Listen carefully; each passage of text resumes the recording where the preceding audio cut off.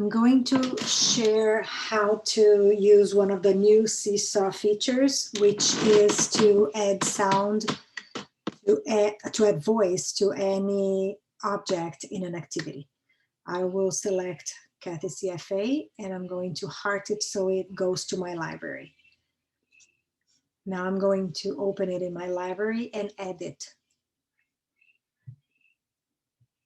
I'll click the three dots and copy and edit. Okay.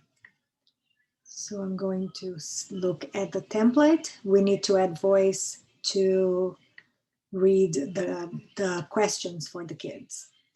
What I've been doing is I add a triangle because it looks like the play sign, like to play a sound file. I make it smaller. Oopsies. I make it smaller and I put it right next to the sentence that is reading, and I usually make it black so it's not too distracting. Click on the three dots and then here it says voice, and then it gives you the option to record or to upload. I'm going to record. ¿Cuántos estudiantes en total respondieron a la encuesta? And then I lock it all so kids don't move it around. I'm actually going to unlock it just so I can copy the triangle. That way I don't have to make another triangle. And now I can lock it again.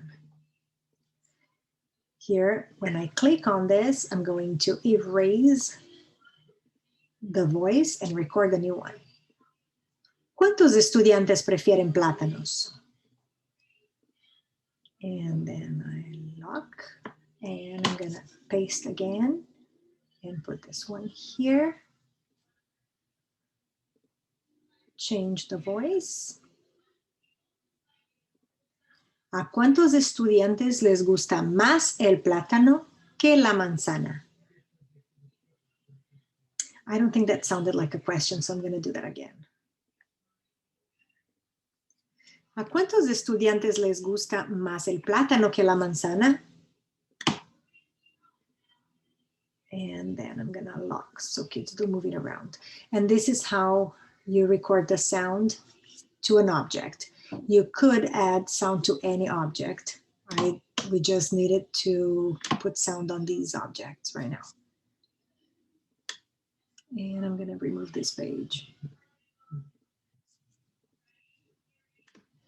I hope this helps.